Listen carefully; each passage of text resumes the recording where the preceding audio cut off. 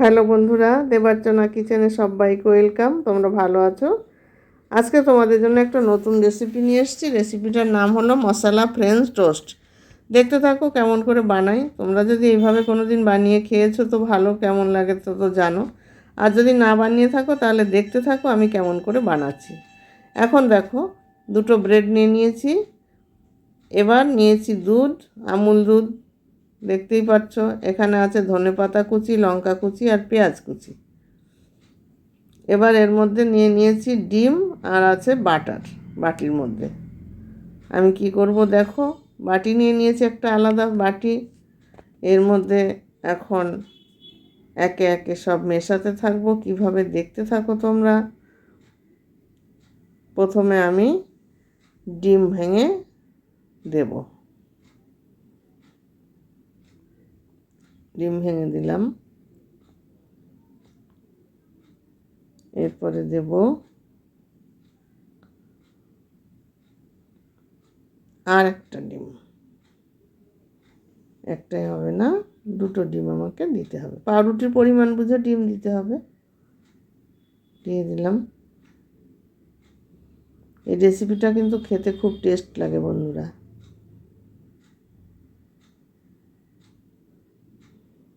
এবার দিয়ে দিচ্ছি ধনেপাতা কুচি।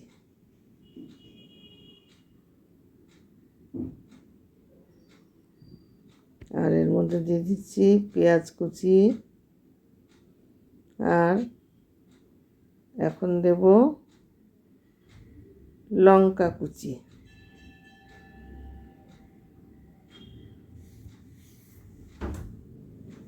দিয়ে দিচ্ছি লঙ্কা কুচি।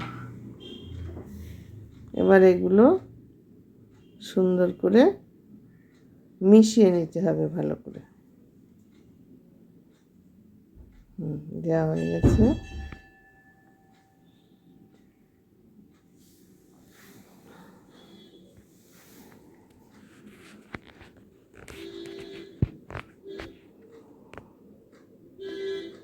লবণ দিয়ে দিলাম।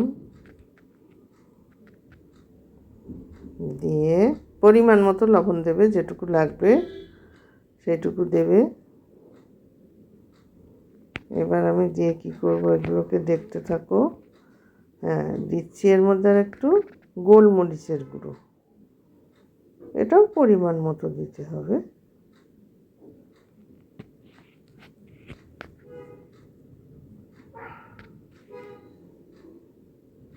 হ্যাঁ বন্ধুরা, আমি যেভাবে বানাচ্ছি তোমরা সেভাবে বানিয়ে আমাকে জানাবে কিন্তু কেমন হয়েছে খেতে। আর তোমরা বানিয়ে খেয়েই দেখো, খুব সুন্দর লাগবে খেতে। আমি বললাম বিশ্বাস, আমার কথায় বিশ্বাস করে করেই দেখো কেমন লাগে। এবার দিয়ে দিচ্ছি আমি পরিমাণ মতো দুধ। এখন এগুলোকে ভালো করে আমি মিশিয়ে নিচ্ছি সুন্দর করে। খুব সুন্দর করে মিশিয়ে নিলাম।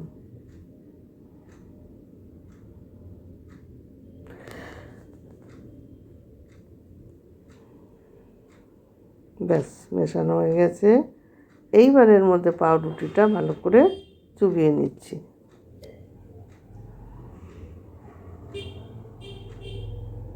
আবার এই পিঠটাও ভালো করে চুবিয়ে নেব, উল্টিয়ে দিয়ে। এটাও ভালো করে ভিজিয়ে নিচ্ছি। এখন আমি উনুনে ফ্রাই প্যান বসিয়ে দিয়েছি। দিয়ে এর মধ্যে দিয়ে দিলাম একটু বাটার। বাটারটা আগে গলতে হবে। বাটার না গললে তো কোনো কাজ হবে না। চাটু গরম হয়ে গেছে। এখন আমি দিয়ে দিলাম ব্রেড। আর এর উপরে দিয়ে দিব এখন একটু, দেখতে থাকো কী দিচ্ছি, ওই পেঁয়াজের কুচি তুলে দিলাম।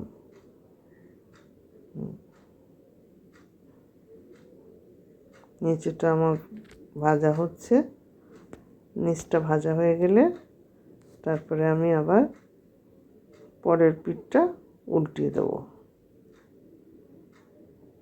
সবজিগুলো ভালো করে দিয়ে দিচ্ছি। যেগুলো ঠিকঠাক না লেগেছে সেগুলো লাগিয়ে দিলাম ওপরে দিয়ে। এবার এই পিঠটা হয়ে এসছে প্রায়। এখন আমি এটাকে উল্টাবো।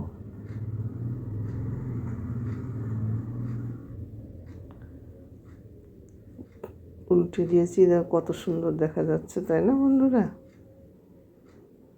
এটা উল্টিয়ে দিলাম, রঙটা কত সুন্দর লাগছে, তাই না? দেখতে যেমন সুন্দর, খেতেও তেমন সুন্দর লাগবে। খুব টেস্টি টেস্টি। কেউ আসলে তোমরা করে দিতেই পারো তাদেরকে। চা করে দিলে, সঙ্গে এটা বানিয়ে দিলে খেতেও সুন্দর হবে। হঠাৎ করে খিদে পেয়েছে, কিছু নেই ঘরে, ব্রেড থাকলো আর দুধ তো সবার ঘরে থাকেই, এইভাবে বানিয়ে নেবে। দুধ বাটার কার ঘরে না থাকে, সবার ঘরেই থাকে। এবার আমি আবার আরেকটা দিয়ে দেবো। বাটারটা গলে গেছে, আরেকটা দিয়ে দিলাম।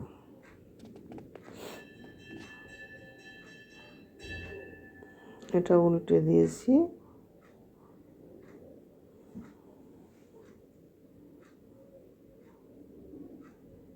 কালারটা কিন্তু দারুণ এসছে, তাই না? খুব ভালো লাগছে কালারটা।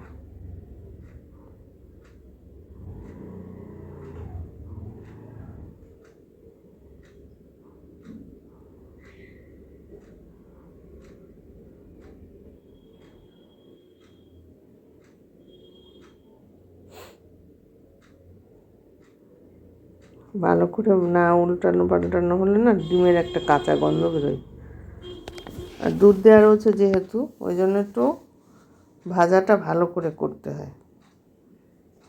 বাটার আরও বেশি দিলে ভালো হয়, কিন্তু আমি বেশি বাটার দেব না। বাটার বেশি দিলে পরে ওর রিচ হয়ে যায়, ও সব খাওয়া ঠিক না। ওই জন্য অল্প অল্প করে দিয়ে আস্তে আস্তে ধিমে আঁচে করবো, সেও ভালো, কিন্তু যাতে শরীরের ক্ষতি হয় তা করা ঠিক না। এই জন্য একটু হয়তো দেরি হচ্ছে, তোমরা তো বুঝতেই পেরে গেছো।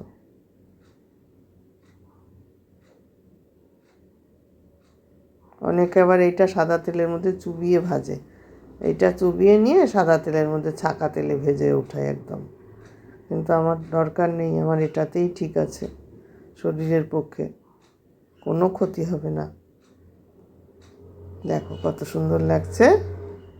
আমি সস দিয়ে দিয়েছি মাঝখানে, কি সুন্দর লাগছে কি বন্ধুরা, ভালো লাগছে না? তোমরা এইভাবে করে খেয়ে আমাকে জানাবে। ভালো লাগলে লাইক শেয়ার কমেন্টস করবে। টাটা।